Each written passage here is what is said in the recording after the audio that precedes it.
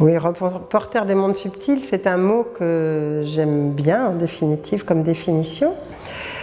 Ce qui se passe, donc, c'est une longue histoire et je vais essayer de la résumer en quelques minutes. C'est que lorsque j'étais étudiante, ce qui s'est passé, c'est que j'étais allongée sur mon lit tranquillement en train de me reposer. J'étais tellement reposée qu'à un moment donné, je suis sortie de mon corps physique. Et ça a duré à peine quelques instants, quelques secondes peut-être, mais c'était tellement impressionnant de voir mon corps physique en dessous de moi que, à ce moment-là, je me suis dit, mais peut-être que c'est ça la mort. Et puis, je suis rentrée dans ce corps physique. Comme je n'avais aucun point de repère par rapport à cette expérience, j'ai cherché, en tant qu'étudiante, je me suis dit, je vais aller à la bibliothèque de la faculté, je vais chercher, et j'ai fini par trouver quelques lignes qui parlaient de cette expérience, mais juste comme ça, et qui l'appelaient voyage astral. Bon, à l'époque, il y a longtemps donc, il n'y avait rien sur le sujet, et moi j'étais un peu perdue, si ce n'est que la personne qui est devenue mon conjoint par la suite avait vécu aussi la même expérience peu de temps avant moi. Ce qui fait qu'on était deux. Et donc c'était déjà plus rassurant. Et puis ensuite, par la suite, je me suis exercée pendant 7 ans à comprendre comment sortir de ce corps physique et ce que j'allais faire avec cet autre corps. Et puis à un moment donné, j'ai commencé à faire des expériences aussi, de me dire tiens, si je pense à un endroit, quand je pense à cet endroit, immédiatement je me trouvais à l'endroit auquel j'avais pensé, mais très très rapidement, à la vitesse de la pensée ou de la lumière. Donc c'était assez extraordinaire. Et puis en tant que le lendemain, j'allais vérifier, parce que je ne prenais pas des endroits trop loin pour pouvoir aller vérifier physiquement. Ce qui veut dire que j'essayais de me donner des preuves physiques de ce que je vivais. Et je ne pouvais pas rêver parce que mes sens étaient beaucoup plus intenses, beaucoup plus décuplés. C'est-à-dire que je voyais à 180 degrés, j'entendais des sons très lointains quand j'étais hors de ce corps physique, je pensais alors que le cerveau était dans le corps physique, j'avais des émotions alors que le cœur et tous les autres organes étaient dans le corps physique. Et c'est là où je me suis rendu compte qu'en fait j'entendais, je voyais, je pensais que tous les sens en fait, qui étaient normalement, qui auraient dû être à partir du corps physique, existaient hors de ce corps physique. Donc que le corps physique n'était qu'une enveloppe. Une enveloppe importante bien sûr, mais une enveloppe quand même. À partir de ce moment-là, donc, je ne vais pas vous raconter tout le cursus des 7 ans, mais au bout de 7 ans, j'ai eu la sensation que la qualité de mes pensées pouvait changer l'état vibratoire de ce deuxième corps. À ce moment-là, donc, j'ai commencé à avoir des pensées plus élevées ou plus belles ou plus joyeuses. Et j'ai pu passer sur un autre plan qu'on pourrait appeler les plans de l'après-vie ou de l'avant-vie, comme on veut. Et là, j'ai rencontré l'être qui me guide toujours par rapport à ces ouvrages et qui m'a dit, bon, vous avez décidé, avant de vous incarner, de venir, de raconter ce qui se passait sur ces plans-là. Donc, est-ce que vous êtes toujours d'accord pour le faire maintenant? Donc, à partir du moment où je suis allée sur les autres plans de conscience, j'ai rencontré un être qui me sert de guide, donc depuis que j'écris. Et à un moment donné, il a dit, vous aviez décidé en fait, avant de venir vous incarner, de faire, disons, de décrire ce que vous pouviez rencontrer ou vivre sur les plans qui ne sont pas des plans physiques. Est-ce que vous êtes toujours d'accord? Alors c'est vrai que cette question posée, nous on ne savait pas du tout à quoi s'attendre et on a dit oui spontanément.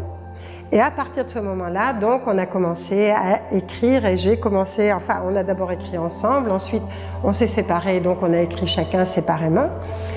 Et ce qui veut dire qu'il y a beaucoup, effectivement on a écrit beaucoup parce qu'on continue et on a fait beaucoup d'expériences à ce sujet.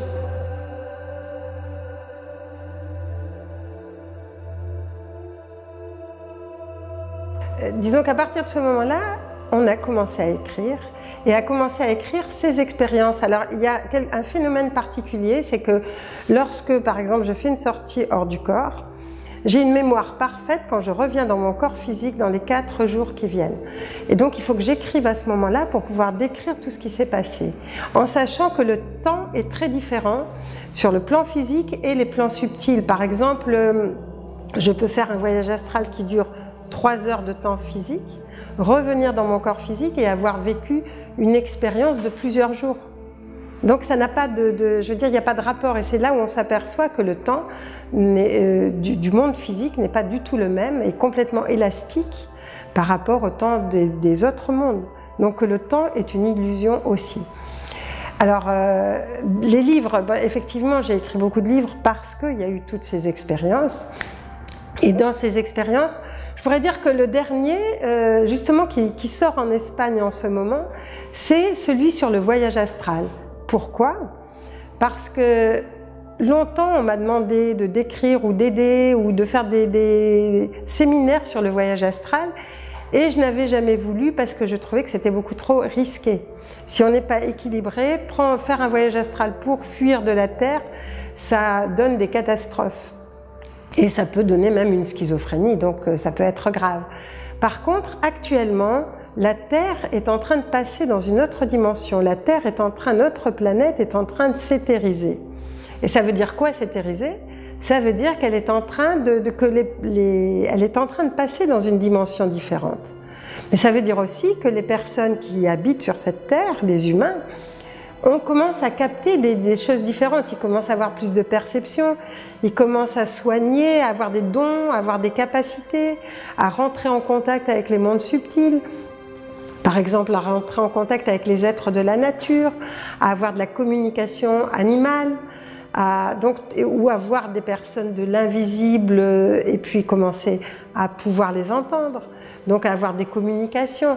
Alors, je ne parle pas de la qualité de ce qui se passe, mais en tout cas, c'est des choses qui se passent. Et donc, toutes les personnes commencent, et il y a même des personnes qui commencent à faire des sorties hors du corps et qui ont peur parce qu'elles ne savent pas de quoi il s'agit. Elles ne savent pas ce qui se passe. Et sur Internet, il y a un peu de tout. Et je me suis dit, à ce moment-là, il faut vraiment clarifier les choses pour que les gens, quand ils vivent cette expérience, qu'au moins ce soit clair et qu'ils n'en aient pas peur et qu'ils puissent la vivre de façon beaucoup plus sereine. Donc il y a cet ouvrage-là qui sort chez Blossoming Book. Donc c'est la maison d'édition espagnole qui m'édite actuellement. Il y a aussi, disons, les voyages astraux m'ont permis aussi de rentrer dans une de mes vies personnelles, à l'époque de Jésus. Et c'est là où on a écrit de mémoire d'essénien, mais c'est là aussi où ça m'a permis de recontacter ma vie d'essénienne en tant que thérapeute. Et c'est ce qui m'a permis aussi de remettre à jour ce qu'on appelle aujourd'hui les soins esséniens, qui sont des soins qu'on pourrait qualifier des soins du futur, parce que ce sont des soins qui n'ont besoin de rien d'autre que du thérapeute et du patient, et en même temps c'est une interaction entre les deux, où il y a besoin que d'huile essentielle, du son, de la lumière, et de grande qualité évidemment de cœur, d'un équilibre bien sûr, comme pour tout thérapeute. Et à l'époque des Esséniens, on mettait 7 ans au moins pour arriver à être thérapeute essénien, et on mettait même toute une vie et même plusieurs vies parce que ça ne s'arrête jamais. Et dans ces 7 ans, on apprenait aussi l'art de la voix, de l'est. Et les thérapeutes esséniens, à leur époque, étaient considérés comme les meilleurs thérapeutes de leur époque, ce qui veut dire que les Juifs allaient aussi les voir quand il y avait des maladies, parce qu'ils étaient réputés pour leurs soins. Un peu, disons, moi je mettrais ça un peu au même titre que la médecine ayurvédique, que la médecine chinoise, parce que ça tient compte de tout l'être et pas seulement d'organes spécifiques. Alors c'est vrai que bon, en Espagne on a des formations, on vient justement d'avoir des personnes qui viennent de terminer leur formation et qui sont thérapeutes, qui seront sur notre site. Et puis on a aussi une formatrice, donc Martine Spinozzi, qui va former d'autres personnes aussi et qui a formé tout un petit groupe. Et on est venu justement pour l'examen final. Donc pour nous c'est important parce que ça veut dire que plus ces soins vont se répandre et plus les personnes vont commencer à capter autre chose que simplement l'allopathie ou venir chercher un médicament et puis penser qu'ils sont guéris à cause de ça. Donc ça permet de chercher l'origine, ce qui nous a permis avec mon conjoint, qui est médecin et qui fait Antoine, et qui fait les cours avec moi, d'écrire le livre sur les formes pensées aussi, parce que c'est vraiment l'origine, chez les Esséniens, les formes pensées, c'était l'origine de toutes les problématiques physiques ou psychiques, donc de nos maladies, quelles qu'elles soient. Donc c'est des choses importantes que j'ai pu effectivement découvrir grâce à ces sorties hors du corps.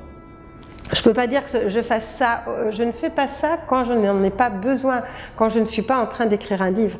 Et je veux dire, l'être qui me contacte ou que je contacte, c'est lui qui propose toujours le titre ou le thème du livre que je vais pouvoir écrire et des expériences que je vais pouvoir vivre. Et c'est un être qui n'est pas un être de la Terre. Donc c'est pour ça que dans les livres on l'appelle l'homme bleu, et il n'a pas donné de nom, il ne veut pas donner de nom public pour qu'on ne s'attache pas à son image à lui, mais plutôt au sujet des livres. Et ce qu'il m'a dit aussi, c'est qu'en fait ces livres sont là pour réveiller chez chacun des choses qu'il connaît déjà, qu'il a déjà vécues, mais qui sont endormies. Et donc c'est pour ça qu'il y a des gens qui, en lisant le livre de Mémoire d'Essénien ou Lecture d'aura, Soins esséniens, ou d'autres livres d'ailleurs, par exemple sur les amours singulières, savent qu'au fond c'est vrai, mais c'est parce qu'ils ne trouvaient pas de mots pour le dire et qu'ils ne savaient pas comment le dire non plus. Donc en fait, ce qui est écrit, c'est des choses que les gens connaissent, mais qu'ils ont oubliées depuis longtemps, et qui sont en train de redécouvrir pour que justement notre planète puisse passer à autre chose.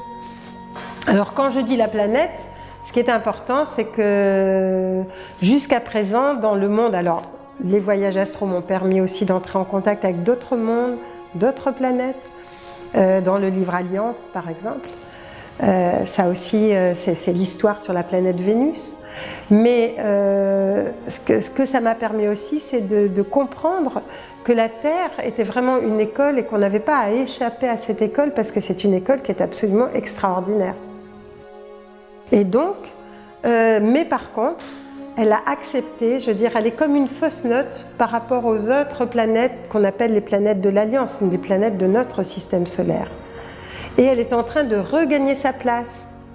Et c'est pour ça qu'on est en plein chambardement, même nous, physiquement, quoi, je veux dire. Les personnes ne sont pas bien, il y a des émotions qui ressortent, il y a des mal-être physiques, psychiques, parce que tout s'accélère et que le nettoyage est nécessaire. Et plus on résiste aux expériences qui nous sont données, et plus on souffre, en fait. Donc c'est important de commencer à accepter ce qui se passe, et puis de prendre en compte aussi des moments de repos, parce que rentrer dans une autre dimension, c'est-à-dire rentrer dans la 5e dimension, ça demande d'abord, on est dans un monde à 3 dimensions, c'est pas grand-chose. Donc rentrer dans une 5e dimension, ça demande à passer par la 4e dimension. Et là, il y a un petit livre là-dessus qui s'appelle Pour un grand passage, donc petit manuel pour un grand passage. Et je le trouve important, enfin, je ne sais pas parce que je l'ai écrit évidemment, mais je trouve important pour tout le monde parce que ça donne des clés et on évite d'avoir peur de ce qui se passe, en sachant que ce qui se passe, ça va générer quelque chose de beaucoup plus beau. Et que c'est un grand nettoyage. On est comme dans le tambour d'une machine à laver, donc c'est absolument inconfortable. Par contre, ça va devenir très beau une fois qu'on sera sorti de ce tambour de machine à laver. Et ça, c'est aussi accéder à la 5e dimension. Et pour moi, la 5e dimension, je pourrais dire que c'est comme le voyage astral, c'est-à-dire la notion d'espace et de temps vont devenir complètement différentes de ce qu'elles sont actuellement sur Terre. Mais pour ça, il faut avoir commencé à guérir tout ce qui est à l'intérieur de nous, c'est-à-dire toutes nos rancœurs, toutes nos non-pardons, toutes nos peurs, pour pouvoir accéder à cette dimension-là. Et ça se passe au niveau de la 4e. La 4e, c'est aussi le cœur, c'est aussi l'amour, c'est lui le grand transmutateur. Donc c'est ce que je pourrais laisser comme message à tous ceux qui vont écouter cette émission.